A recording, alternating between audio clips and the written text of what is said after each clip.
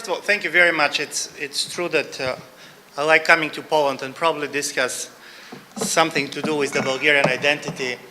The joke goes that after 1980 and after Solidarity, there were two conclusions that have been made. One is on the West, they decided that the status quo cannot be kept if Bulgarians are going to become like Poles. And the Russians believe that the only way to keep the status quo is if Poles are going to be like Bulgarians. So from this point of view, obviously, you have this type of a Bulgarian drive to go to Poland. And also having very much in mind being a political scientist in a panels where you have a lot of philosophers speaking, I'll try to basically much more try to be modest and provocative and try to ask a very simple question when it talks to economic freedoms and morality. And my question is, in what sense the current economic crisis changed the way we're thinking about capitalism? And I'll start with a very well-known psychological experiment. You have somebody to whom in a very quick time you're showing different drawings of cats. And you're asking him, what does he see? And he said, cats, cats, cats. After 5 minutes doing this, to every 9 drawing of cats, you're putting 1 drawing of dog. And you're still asking, what does he see? And he continues claiming that he sees cats. And this is going to continue till there are going to be a major distraction. For example, somebody is going to call him. He's going to look on the other side. And when he's back to the drawings, he starts seeing dogs. I'm saying this because psychologists obviously use this experiment to show that normally we see what we used to see. And from this point of view, I'm going to make a first kind of a claim that what happened with the economic crisis in 2008 is not that it changed the world, but it was a major distraction that helped us to see what normally we don't see. So basically, it helped us to see the dog when we had seen cats all the time. And if this is the case, we go back to a very old type of a debate about the moral nature of capitalism and what is capitalism about. And Albert Hirschman, in my view, better than others, have tried to systematize this debate, basically saying that there are 2 major schools of thinking about this. And one very much goes back to the 18th century and goes very much to the Scots. And this is about the civilizing role of trade. People are trading, and as a result of it, people are becoming gentler, people are becoming nicer, and people are becoming more peaceful. For people who used to live in a war, and especially religious war, have this civilizational role of trade is not very difficult to predict. So from this point of view, you have this idea that capitalism, in fact, is creating its own cultural fundamentals. Being in the market exchange, you are creating trust. There is a process of social learning in which you are basically starting to learn how to be trustful. But there is a less kind of a benevolent interpretation, and this interpretation goes through such different people, starting from Marx and going through Weber and basically Schumpeter and ending with people like Daniel Bell and others who basically believe that capitalism is self-destructive for different reasons. But one of the major reasons, and I do believe that Bell has spelled it quite well in the cultural contradiction of capitalism, the major argument was capitalism can successfully function if it's based on a pre-capitalist man. And from this point of view, capitalism was very different than socialism. Socialism was always dreaming about a socialist man which they're going to produce, and then the system is going to work. For the capitalism is exactly the existence of a pre-capitalist man, the guy who is saving, who goes to church, who never going into excesses, which makes the system works. And in a certain way, how to keep this non-capitalist cultural foundation of capitalism appears to be a major question for many. I do believe that now we entered a period in which it is quite difficult to see the pre-capitalist man in the West.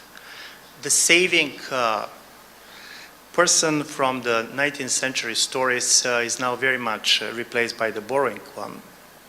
And even if you go on the factual level and you see all this idea of delayed gratification being, according to Weber, so important for the way that society functions, Just the opposite, basically instant gratification is what matters for the consumer today. In a certain way, I do believe that Trotsky's idea of a permanent revolution have been replaced by the idea of a permanent consumption. Now when you have the possibility to return what you have bought just 3 hours ago, all you're thinking is, do you make a right choice? Basically, you're consuming all the time. Even you're psychologically beyond this gratification that if you have bought it, you should like it because you don't have money to do it anymore. You have the option to return it. I'm saying because from this point of view, this crisis was very interesting. And this crisis was very interesting not because of what happened, but of what did not happen. And I'm just going to give 4 things which, in my view, did not happen that were very interesting. When the crisis started, everybody was living in the world of comparisons. And all the comparisons was with the time of the Great Depression. So basically people start reading books about Great Depressions, talking about Great Depressions, and they went on the streets to see Great Depressions being repeated. So when for the first time 1,000 people went on the street of Greece, there was 1,000 journalists there waiting for the political revolution because this is what you expect. But the first thing that didn't happen was there was no major political mobilization. Look at the streets and there is nobody there. And I do believe this is very interesting because it goes not from the point of view that people are satisfied or changed, but because in my view this is a strong symptom that probably we're not able to collective action anymore. And all these major stories, basically if you see how the protest these days looks like, this is not somebody who goes with somebody else to do something. This is normally a lonely blogger who basically goes in the forums and commenting the articles of the others. This crisis of the collective action, in my view, was very strongly seen at the moment when everybody expected this kind of a political revolution to come back on the agenda. And even the hopes that there are going to be repoliticization, left versus right, it didn't happen. There was a banker who, in my view, very nicely defined what happened to the left and the right during this crisis. He said, this is like on the balance sheet of the banks, where on the right you have the assets and on the left you have the profit. What we see after this crisis is that there is nothing left on the right and nothing right on the left. So from this point of view, the very idea of this dichotomy is basically losing its momentum. Secondly, the state. The state played a very important role. In a certain way, the state saved banks, the state saved the system. But there is not any country in which, as a result of this crisis, people have more trust in a state as an economic actor than before. There is a lot of time about talking about Keynes, but if you see all over, you're going to see that there is no more trust in the state. And the third thing which didn't happen was that this crisis is going to change anything in the way the economists are doing their theories. One of the interesting stories to what extent this crisis didn't change anything. And here, by the way, I have a hypothesis which probably is a vulgar sociology, but in a certain way, neoliberalism was never the ideology of the business community. It's much more the ideology of the economic departments of the universities, which saw a global market for themselves. I never saw a businessman who basically is very ideological when he's making money. But from the point of view of economic departments, the fact that you have one and only idiom in which economy speaks allow you to teach in London, in Shanghai, and even in Sofia if you don't have other option. The last thing which didn't happen is that there was a major expectation that this crisis is going to be the moment of truth. Who is going to make it? Anglo-Saxon type of capitalism or the welfare state in Europe. Look what is happening now. Both models are in crisis of their own, but what is different, and here I'm going to the last part of my comments, what is different is that why the Americans are defending their system with very strong moral arguments. And you can see even in the rhetoric of the Tea Party people, for whom regulation is not about being efficient or not efficient, it is evil. On the other side, there is no moral argument for the defense of the welfare state. people who are basically trying to defend the welfare state are using the most technocratic or interest-based type of definitions. Nobody is defending the welfare state on the moral grounds. With one exception, there was an absolutely brilliant and very nicely written book by Tony Judd, Ill Fares the Land, about the social democracy and its fate. But when you read the book, it reads like Joseph Dumestre after the French Revolution. This is elegant, it's a brilliant book, but it's so brilliant because it's about something that even in his view has died. You could be so kind of benevolent only to somebody who is not living anymore. I'm saying this because there's three questions which I was to ask before ending. The first is why it happened that the left does not have any language, and why it happened that the American model is defended with the moral arguments by defenders. Some of these moral arguments could be totally crazy, but it's strongly moralizing language. And on the welfare state, nobody is doing this. Are we living in a post-solidarity society from this point of view, where you have the institutions of solidarity, but not the feeling of solidarity anymore? Secondly, why the anti-elite sentiments, who are so strong on the both sides of the Atlantic, are not egalitarian in their nature? In a certain way, to make it kind of bluntly, people are much more trying to nationalize the elites than basically trying to make the society more equal. And my third question has something to do about trust and the future trust.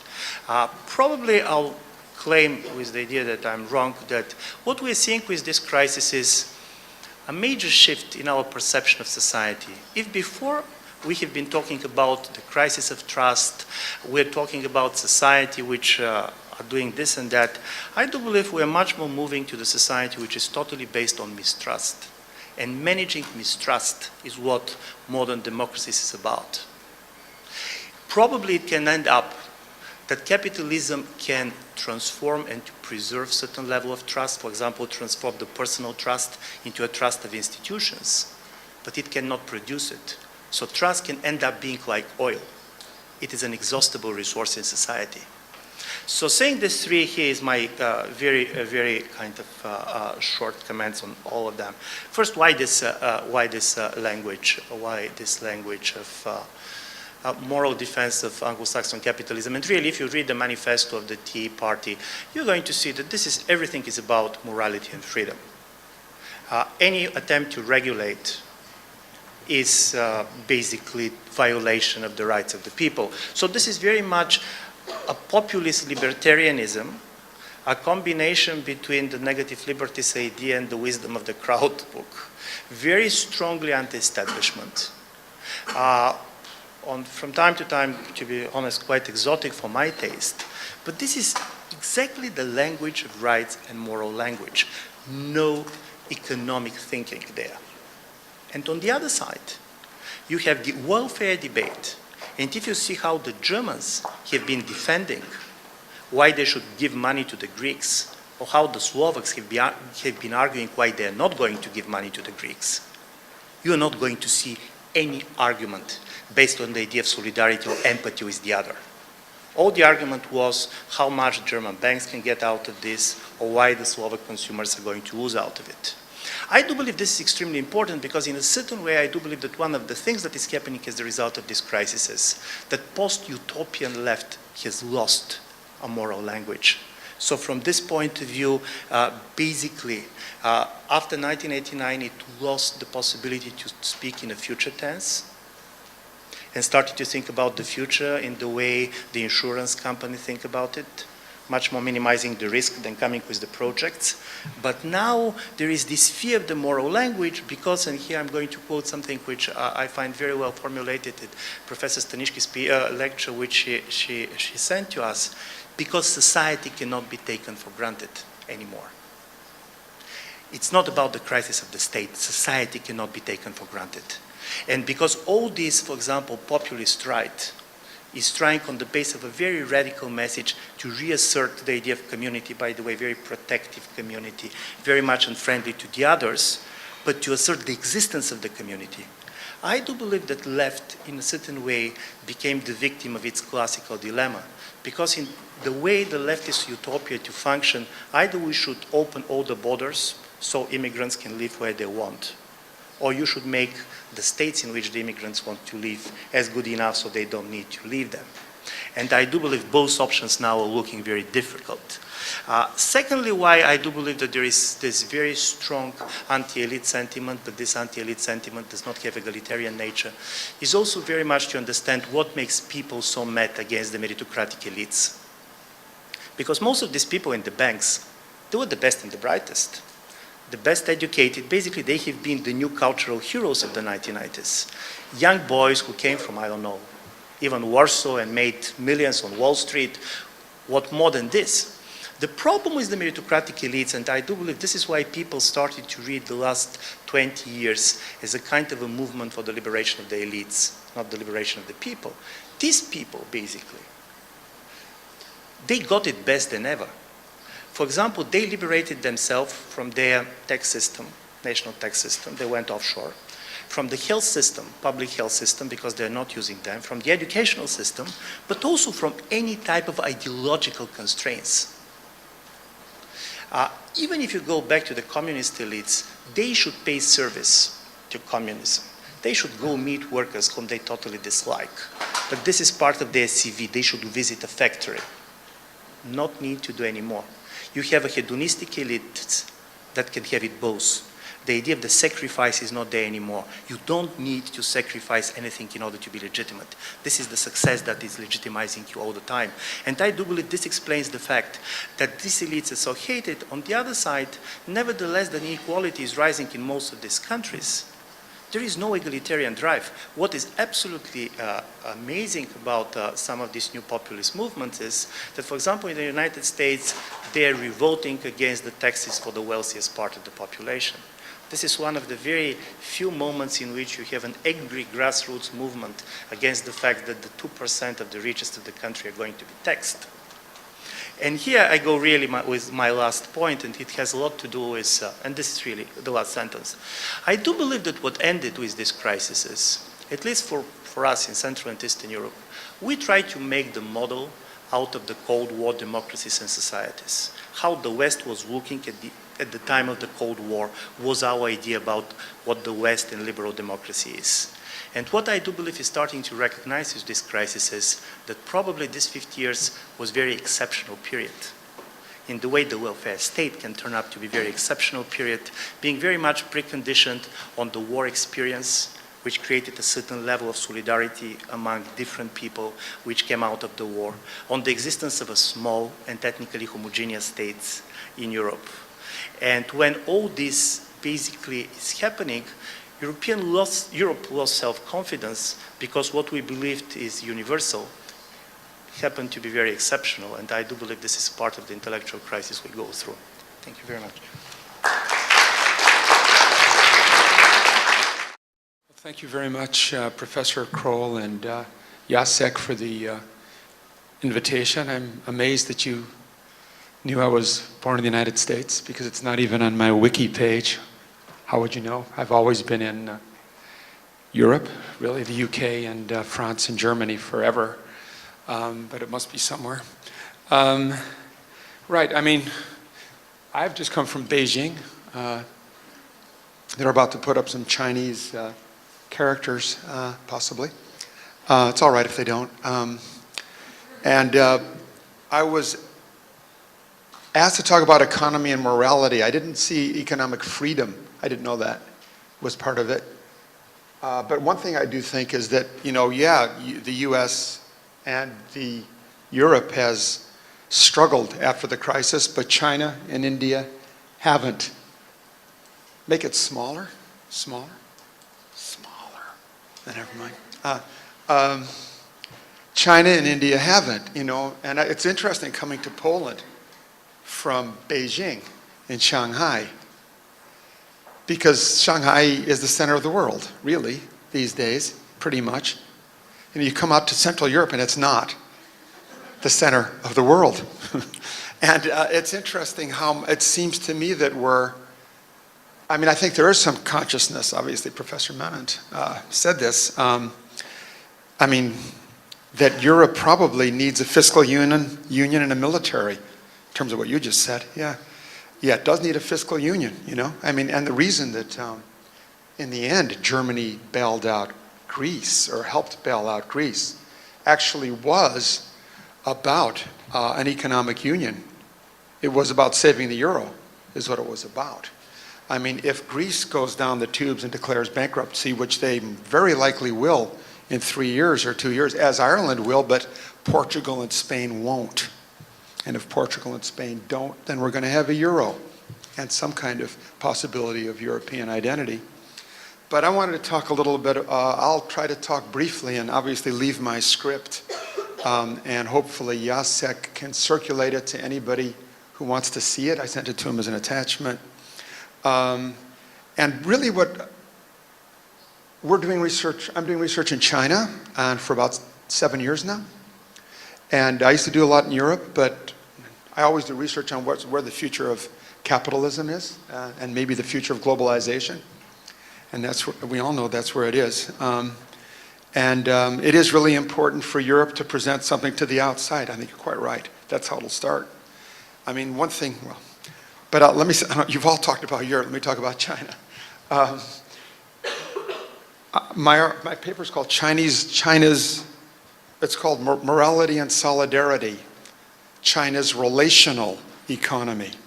Yeah, I don't think that economic relations in markets have been based on trust, although I do think that they've opened up a certain kind of universalism I think that people have referred to. The big difference between the Mediterranean, on the one hand, and the big internal space of China, surrounded by real barbarians. I mean, civilized people were doing trade with other civilized people in the Mediterranean, yeah? And there were all these exchanges, and this was incipient universalism, and you wouldn't have had Jesus without it, I don't think, among, and not Greek rationality either, right? Because Jesus didn't have peasants around him, he had carpenters and stuff who were tradesmen, In China, it's a much more tributary mentality, but it is relational, yeah? It's not individualist. There is no individual relationship with God, right? And I think Europe is known, I'm really surprised that everybody's a Christian here because nobody is anywhere else. Maybe not everybody is. I was surprised Gianni was a certain kind, obviously. Europe, of course, is famously secular, isn't it, in the world? But the thing is that even secular and even Kant's morality, of course, has its forebears in the relationship between God and man, or Christ and man, but not between man and man. It already was an individual soul thing. It already was an otherworldly religion. Why faith? China, you don't have faith. Chinese religion is not based on faith. It's based on a way of life. It's not based on belief, and it's not based on redemption. Redemption makes no sense. Or salvation, whether it's Jewish, Messianic, or Christian, the gospel at all in the East. Because it's this worldly. It's not otherworldly. Max Weber said that a long time ago. Now, we might all mostly be secular, but I think we still have the heritage of this otherworldly religion, Kant's imperative, man and God, man and his conscience, right? In China, you have an original solidarity. Yeah? If you read the work of Marcel Gane, the great sinologue, Emil Durkheim's one of his greatest students, right? And maybe 10 years younger than Marcel Mauss, right?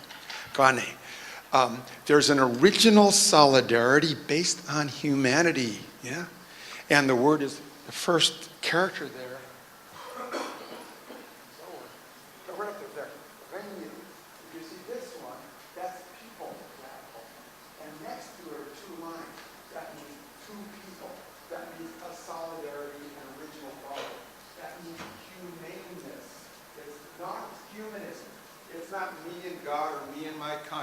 Or any kind of humanism, it's humaneness, and that is the governing virtue, according to Gane, and it is. François Julian, many others, in China. So there already is an original solidarity. I mean, some of it, believe it or not, in Gane, again, was important about this, is in the West, we not only have God, a personal God. China, you haven't got a personal God. You've got Tian, you know. Big is this. And Tian is a little bit bigger than big. It's heaven. It's a space more than it's God. It's not a verb. It's not a substantive. It's an adverb, really. It's a place. It's something. It's a space of something going on. An atmosphere, maybe in a certain sense, like Professor Sloterdijk talks about. But what's going on is something very, very different. Now, so I mean, I think we need to think about this stuff, because no country ever had the economic growth of China in the history of the world in the last 30 years. No country ever grew it at 10% per year over 30 years. There's never been anything like it ever. Not Germany, not the US ever, you know. And I think it's, and it's something we got to think about, and it's a different kind of ethic that's underlying the success of Chinese capitalism, and it's a solidary ethic. It's a certain kind of solidarity. I don't think it works politically, and I'll try to get to that in my 12 more allotted minutes. And it's kind of like if you, now there's three things about Chinese culture or Chinese religion, and of course, who was a theologian? Gianni, somebody was a theologian at the same time as a philosopher, but of course not like in China, man, you know, because, you know, Lao Tzu and Kongzi and Mencius, they had disciples, you know, thinkers with sages were real mixes, weren't they? They didn't have the distinction that we have. They had disciples, and they did. Who talked about examples? Somebody talked about, you, Professor Krasny, leading by example. They really mean leading by example. They don't work through discourse. They don't work through dialectic. It works through example. Very, very, it works through stories much more than through, you know, through argument. And maybe stories can convince. Maybe there is an incipient, I think you're talking about a universalism that Paul Ricoeur, for example, among others, has developed. Now, let me just get through, there's three things, there's three aspects for me and for many others of Chinese culture that really, you know, one is this original solidarity. So economic relations are long-term. It's not property and contract, yeah? It's solidarity as distinct from individualism. A second one is immanence.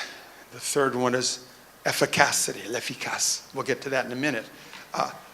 Immanence, okay, solidarity, there's an original, and part of this is in the yin and the yang, to be honest, you know, because what Gane said was where we have genre, genus, and species, they have sex. The Chinese have sex. The yin and the yang are in a harmonic relationship, not universal and particular, but in a very, very, very different kind of relationship that's harmonic and in some ways also a solidary relationship that you never see because it's virtual, it's not actual, it's immanent. It's not something that we encounter. It's not empirical, it's immanent, yeah? But it generates, it's at the basis of what we encounter. It's at the basis of all this, and it's in nature. It's not a transcendent like Kant's imperative or a transcendental God. It's an unfolding, and it's an energizing unfolding with qi. Now I'm making it sound much better than it really is because there's a lot of problems, of course, as we all know in China. But economically, I don't think they've got problems. I mean, economically, if there's anything, they're going too quick and too fast and polluting too much and starting to dominate too much the rest of the world, although we already know who's already dominating still most of the world. But let's think about, let me not go on too much more. Now that's the second thing, is this immanence, okay? But immanence means an ongoingness. You don't have, contract has completion and it's done and you leave. Immanence means long-termism. It means processualness, as it were. It means that everything is processed. It means long-term economic relations, yeah? And also hopefully political and international relations, which is why I'm not quite as worried as maybe I should be about the rise of China as a power, because I think, you know, the idea is, and it is tributary, unfortunately, but tributary relations can probably be more or less egalitarian. Often less, but they can be more. Now, and of course, that's, you know, the spread of the central state in China was based, as you know, on tributary relations, which were unequal, but again, harmonic in a certain sense. Now, the third aspect was efficacy, or efficacy, well, I won't go into that very much. It's not, they don't have notions of cause or substance or even time in the way that we do, the way that we do in the West. There is no transcendent, really. There is no other world, etc., etc. Everything happens in this world. Virtue is a big thing. Truth is not a big thing. Truth is not important. Truth comes second. Conduct comes first, not action, and surely not sociological action. And you already have a critique implicitly of neoclassical economics there, right? Because neoclassical economics is based on a utilitarian mentality. Efficacy is not necessarily utilitarian. There's an effect without a cause. Yeah? And that effect is almost an unfolding effect of the propensity of things in a relationship between people and other kinds of things. So economics works off of that kind of efficacy. And it comes from the virtue, to start with all that efficacy, and the original virtue, which is humaneness, humaneness. So let me finish. Now, the problem comes, I think, with the politics much more than the economics. And I think the problem comes with the politics. I'll finish in 5 minutes and say something to try to help follow your position, Professor Krastev.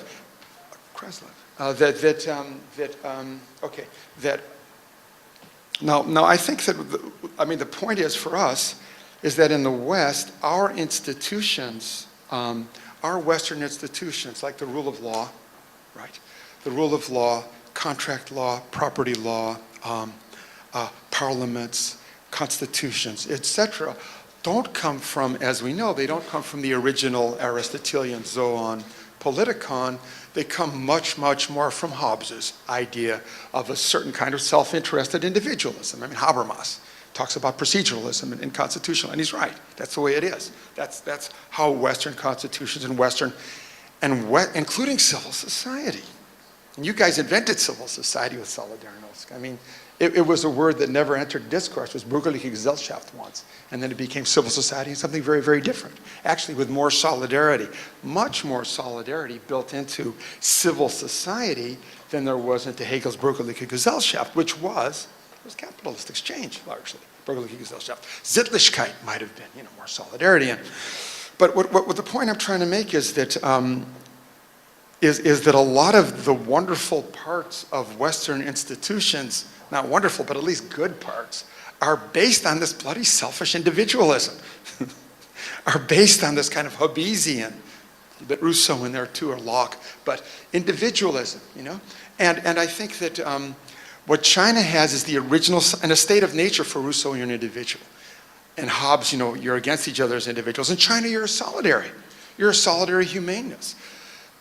But what in China, what happens then in terms of the state is that, at least for Confucius and Mencius, if you extend the solidary virtue of humaneness through the Confucianist rights, the rights of etiquette, then there's this idea of what the state might be, but you haven't got any institutions. You haven't got anything like that at all. What it opens the door for is kind of a very empty state and an authoritarian state to come in, and that's what we have, largely in China for a long time.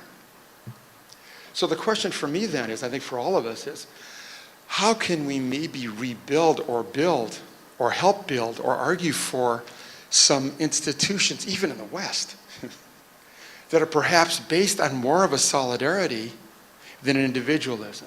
Maybe there's ways, in which we relate to one another. I know there's, whether it's got to do with IT or kids or whatever's emerging, maybe on an urban level, on a neighborhood level, on I don't know what kind of level, that could be based on something that's much more reciprocal. In fact, in the Chinese notion of right is wu, li wu, and Ili.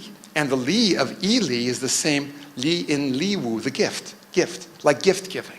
Yeah, I think there's a possibility perhaps for something a lot more solidary happening here, and maybe a possibility in China for different kinds of publics, because you're talking about publics. How can we justify? We had Keynesianism, right, based on the war and a number of things. How can we justify a different kind of neo-Keynesianism maybe even without the word Keynes, how can we justify a different kind of public? How can we justify a different kind of, and make moral arguments, a different kind of solidarity in Europe, as well as elsewhere? Well, maybe we need a different kind of space. I mean, I'm not a huge fan of Paul Krugman, but he's trying to define it on a local level, kind of regional economies of scale. Maybe it's got to be regional and local economies. Maybe that's a way that we might move to new publics. So I'm going to end and just say that, my research project is one really of looking at the cultural logic of Chinese capitalism. Yeah. But I think that, with the crisis of Western capitalism, maybe that can teach us a few lessons. Maybe we need a more solidary type of capitalism. But more important, as you say yourself, is a different kind of politics. Is perhaps something that we can talk about and think about both in China and the West. Thanks very much.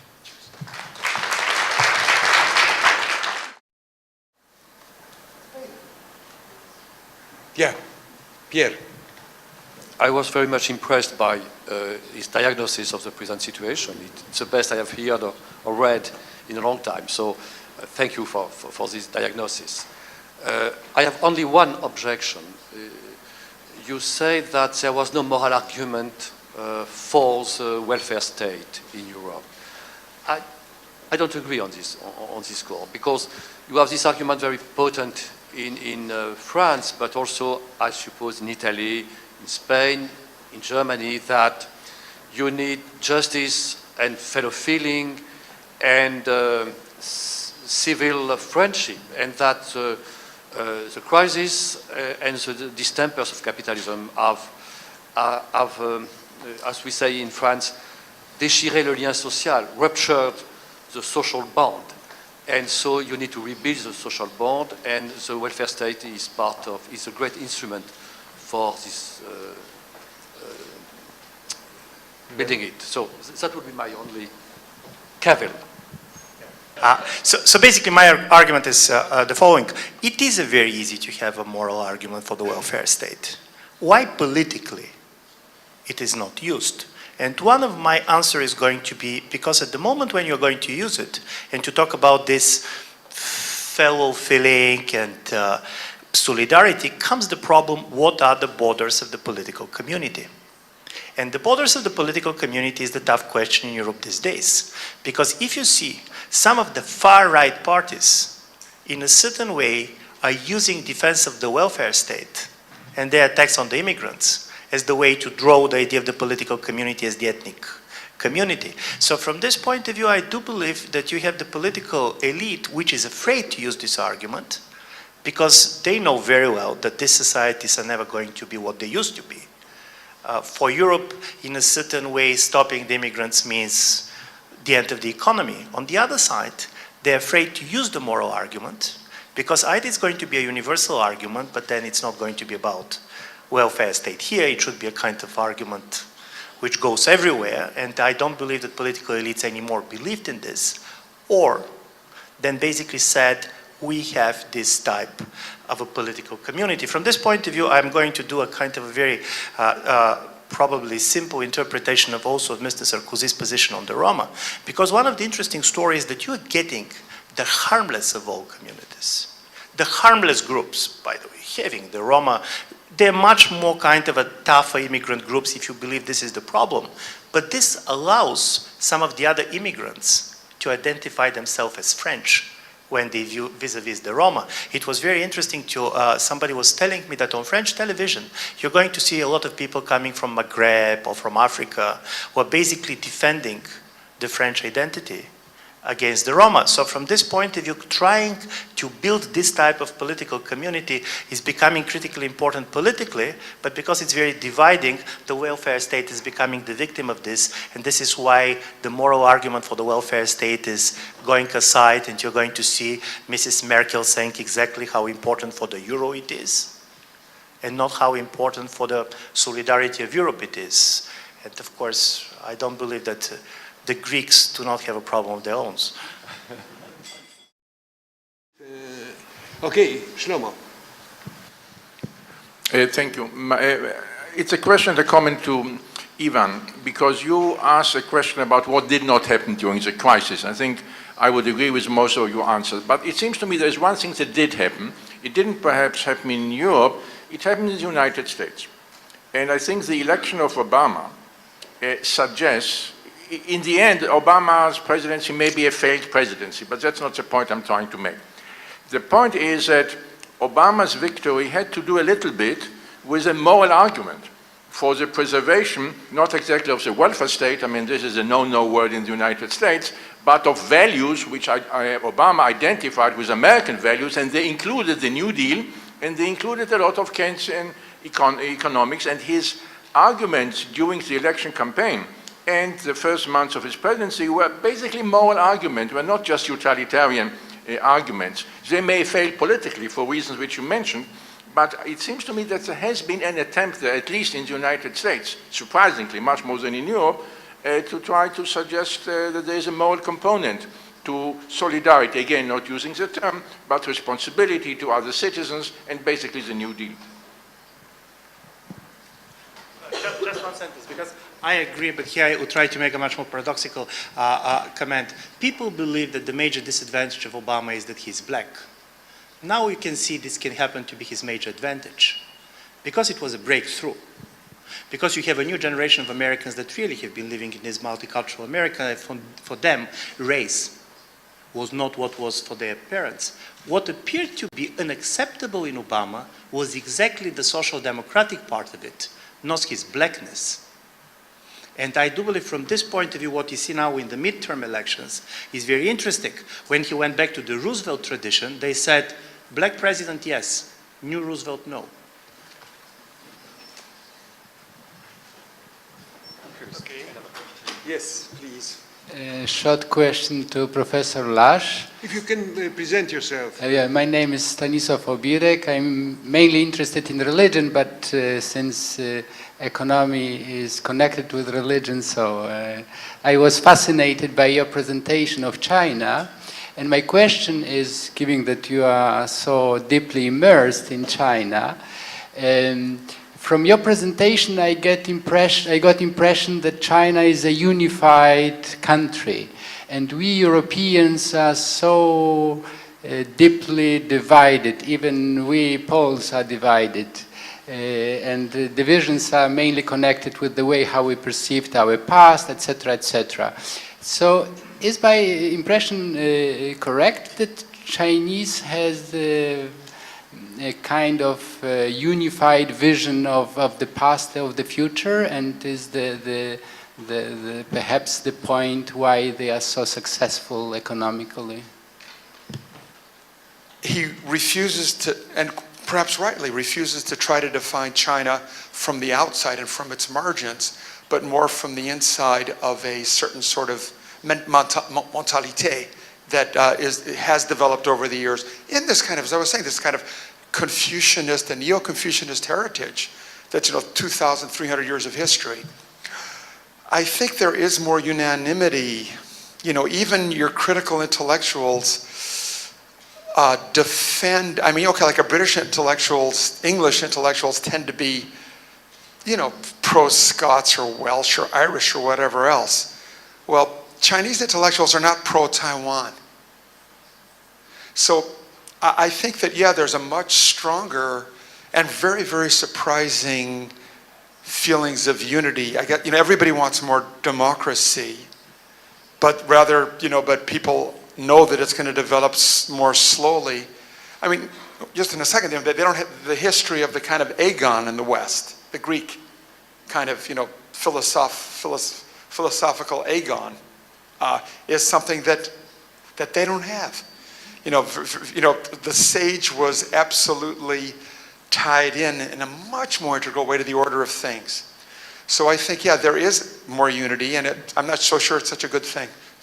I have one question to, my name is Jacek Kotan from the European Solidarity Center. I have one question to Scott Lash. You told about, you mentioned the philosophy of Paul Ricoeur and his theory of telling stories, and you criticized at the same time theory of action in the classical sociology or modern sociology in the 20th century. Does it mean when the the key to the world, to this Chinese world, is the hermeneutical key, or so you agree with the opposition which Gianni Vattimo showed in the opening lecture between the universalizing the categories and the other side is just telling stories. Yeah, I'm very critical of a French theorist who's influenced me, François Julien. And he's got a new book on universalism, recent. And I think it's a Paul Ricoeur type book, without wanting to be, because Ricoeur criticized him a few years ago, blah, blah, blah. And what's interesting, of course, Ricoeur is closer to Gadamer, of course, in many ways. And two things. One, very quickly, the critique of the theory of action. The critique of the theory of action does come from the Chinese Tao, because it's Tao to Tao, Wei Chang, Fei Chang Tao, Ming to Ming, Fei Chang, where you're not the way of action. Now the point is that you live in the moment and in the opportunity of the moment and in its circumstances and its bigger picture, rather than either in the space of the. If you look at Weber's ideal types of action, one is based on the Kantian categorical imperative, and the other is based on marginalist economics, right? Instrumental action. But both of those put the future as the main thing, a plan, a model, an aim. That's how we think of that's how we act a lot of the time, disembedded. To really be relational, action has to become activity or conduct and more embedded. And then very quickly, the second thing is that I do think there's two types of universalism. There is a universalism from above that's based maybe on a transcendental Christian. Paul, right? Yeah, of course Paul. Yeah, Paul against Peter, right?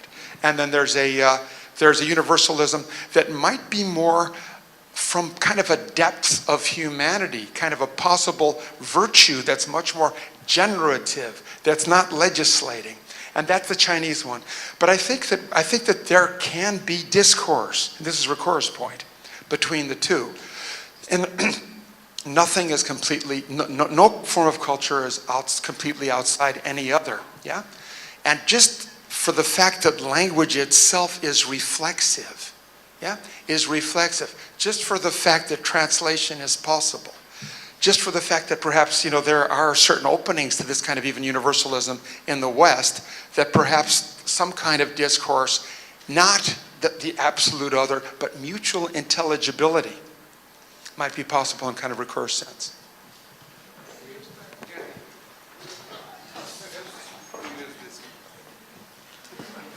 Back pain, sorry.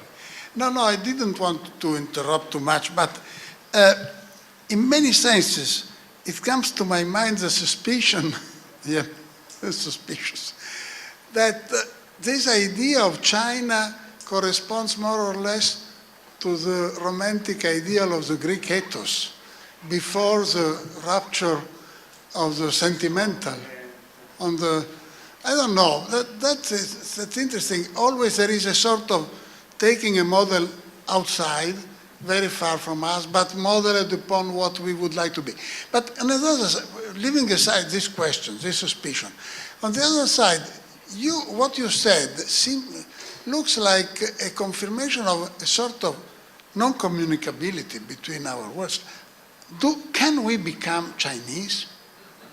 No, I mean, you described the continuity of a Chinese way of life, defending the form, which excludes, in a sense, the fact of adopting with reflection the attitude of a Chinese. You have to be a Chinese, or you are not a Chinese. There is nothing to do.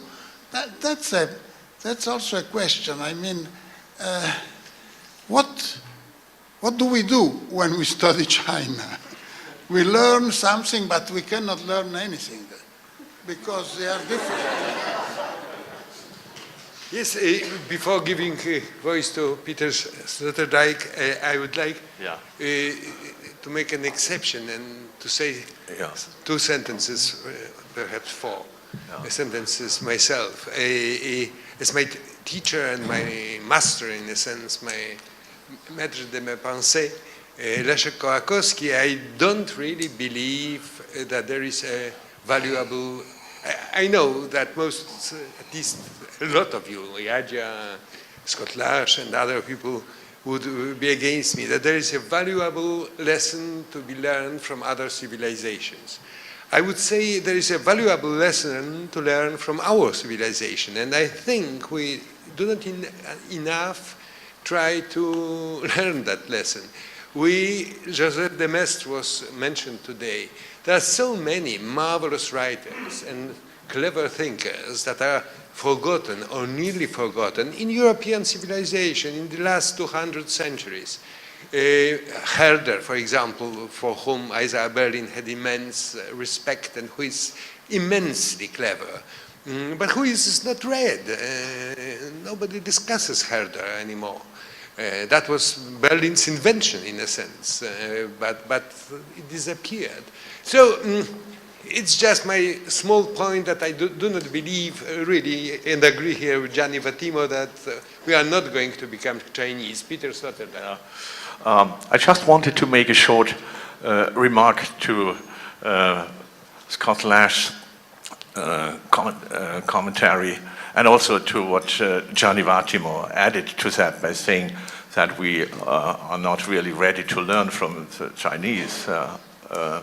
As far as I'm concerned, I believe in the contrary that we are very well prepared to learn from China, because it is simply not true that Europeans have always been Christians in the last half millennium.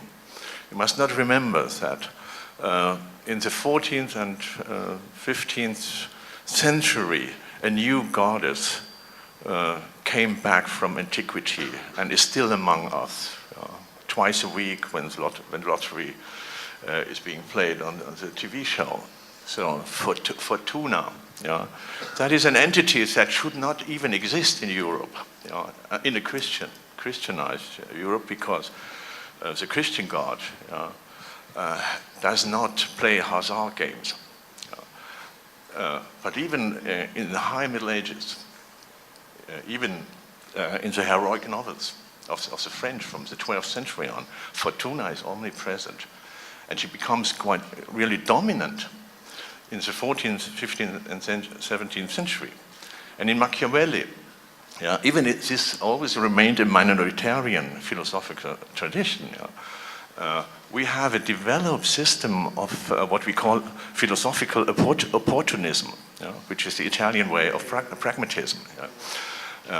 So we are prepared for this efficacy thinking from this point of view. Europe is a metaphysically bilingual region of the world. We always have Christ and Fortuna.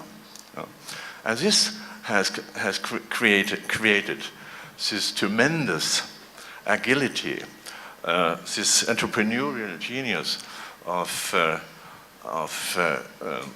European human beings in the last 500 years. We had this metaphysical switch between success on the side of Fortuna and consolation on the side of Christian morality, and our capacity to switch back and forth has created a psychological dynamics which is simply unique. And I wonder what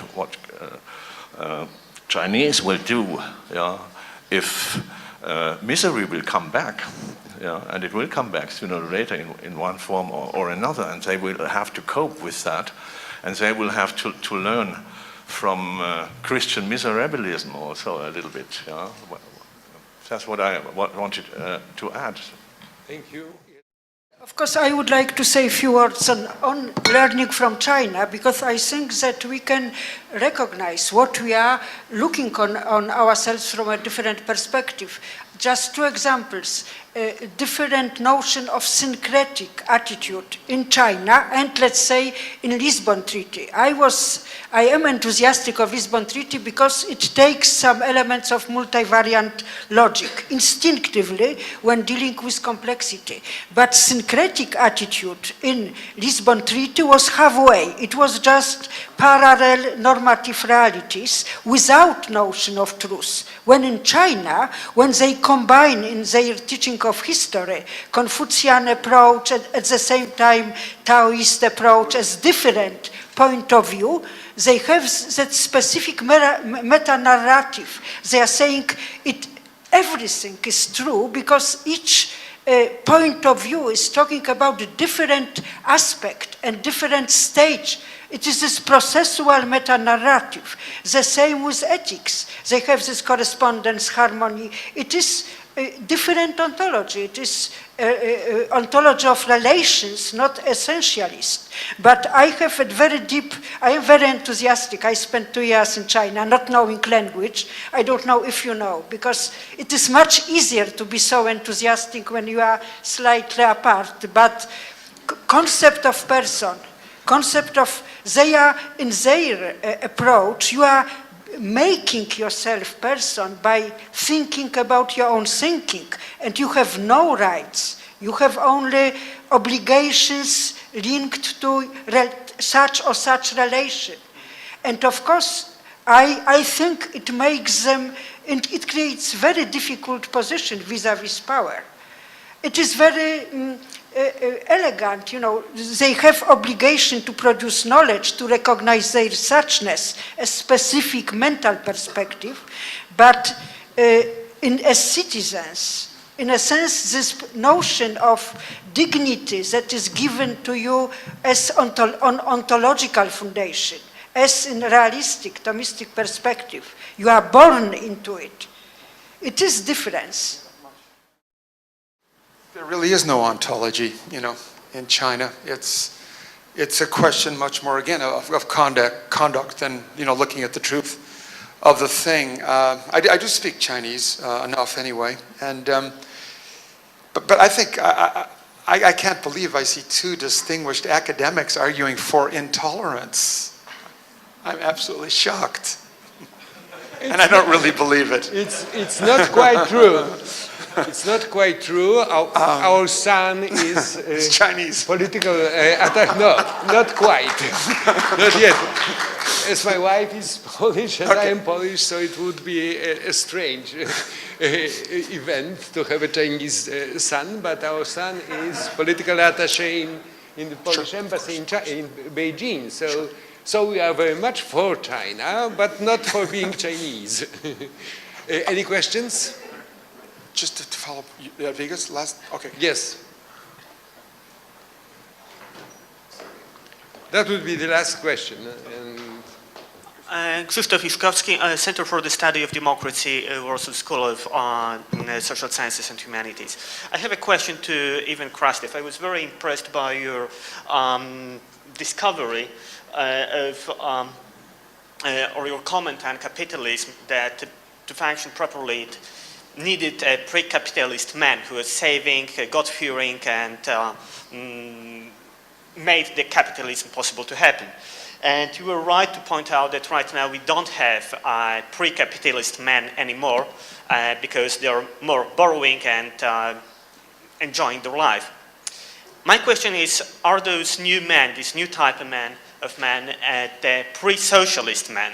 So are we heading towards a society in which people will expect the state to provide them secure conditions to pay off their debts before they retire? Thank you.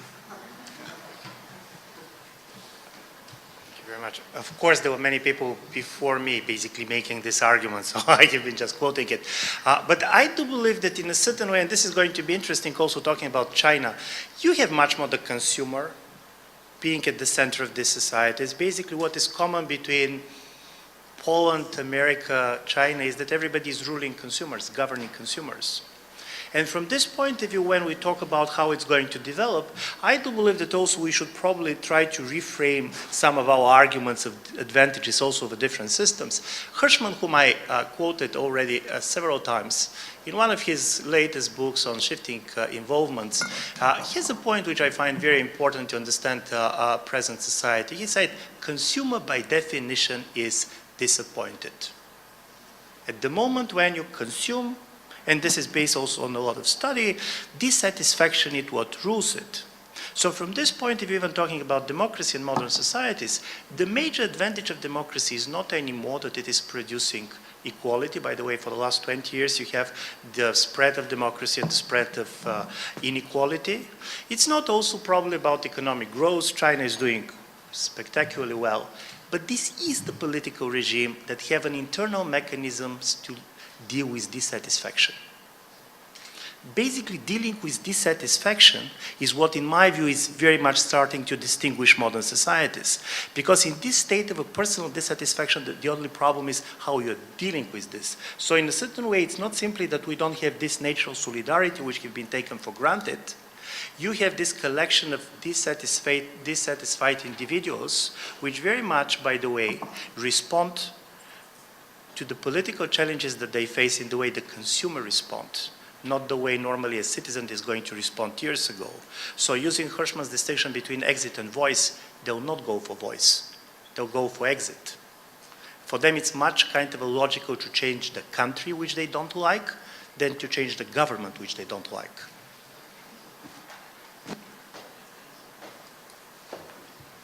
So, the last question, okay, a short question. Łukasz Pawłowski, Kultura Liberalna and Warsaw University. I have a question to Professor Lash, which kind of follows up the question just asked to Professor Krastev. Isn't that, for example, when Professor Krastev said this paradox of capitalism, that is only possible with a man with the mentality of pre-capital man? Isn't it the case with China as well?